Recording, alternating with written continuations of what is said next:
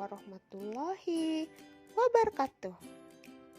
Hai, apa kabar kalian hari ini? Semoga selalu dalam keadaan sehat, bukan? Oke, hari ini kita akan belajar mengenai interaksi sosial, syarat interaksi sosial, dan faktor-faktor interaksi sosial. Apa sih sebenarnya interaksi sosial itu?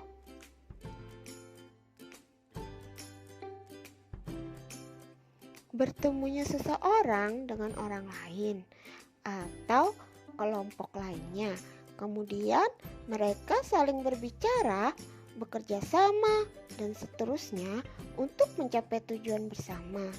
Nah, kegiatan itu dapat dikatakan sebagai proses interaksi sosial. Oke, interaksi sosial dapat kita simpulkan sebagai hubungan antara individu dengan individu, antara individu dengan kelompok, dan antara kelompok dengan kelompok.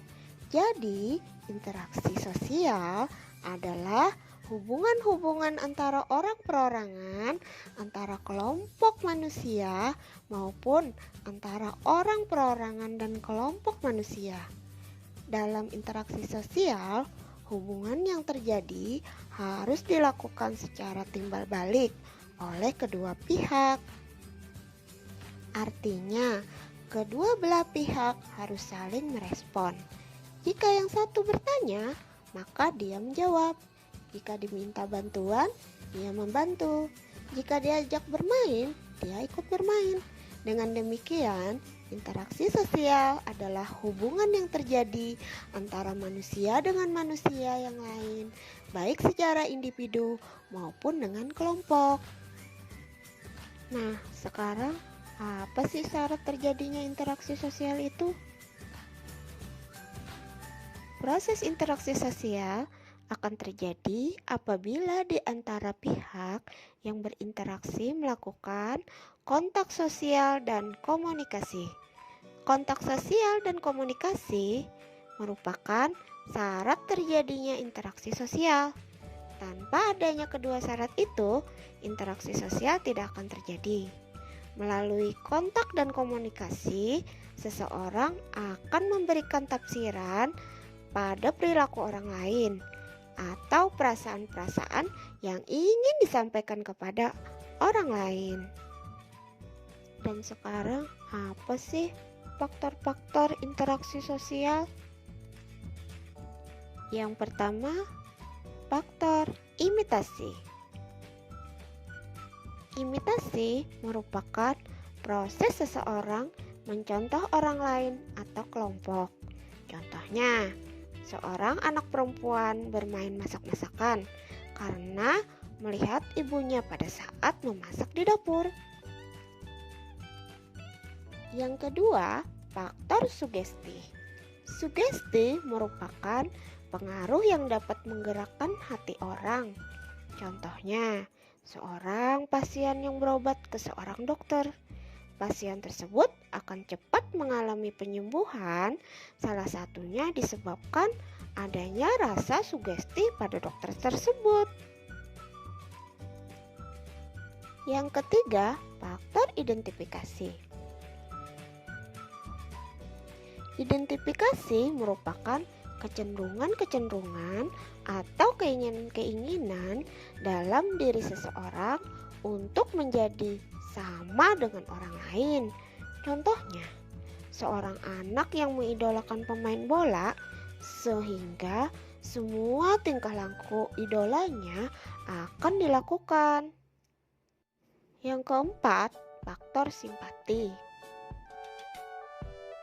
Simpati merupakan kemampuan untuk merasakan diri seolah-olah dalam keadaan orang lain dan ikut merasakan apa yang dilakukan, dialami, atau diderita orang lain. Contohnya, pada saat ada tetangga kita yang tertimpa musibah, maka kita akan ikut merasakan kesedihannya dan berusaha membantunya.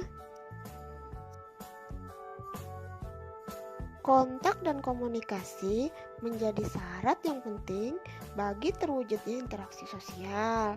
Misalnya, kita ketemu dengan orang Inggris, lalu berjabat tangan.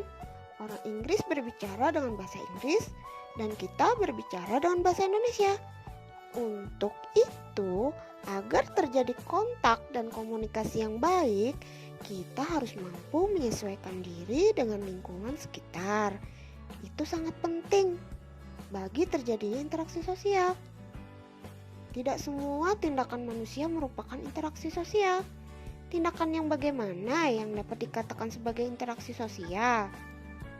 Suatu tindakan manusia dikatakan sebagai interaksi sosial apabila memiliki ciri-ciri sebagai berikut. Ciri-ciri apa saja itu ya? Baiklah, kita bahas satu-satu ya. Yang pertama, jumlah pelakunya lebih dari seorang, biasanya 2 atau lebih. Yang kedua, berlangsung secara timbal balik. Yang ketiga, adanya komunikasi antar pelaku dengan menggunakan simbol-simbol yang disepakati. Dan yang keempat, adanya suatu tujuan tertentu. Sampai di sini dulu materi kita hari ini ya. Sampai jumpa pada materi berikutnya. Wassalamualaikum warahmatullahi wabarakatuh.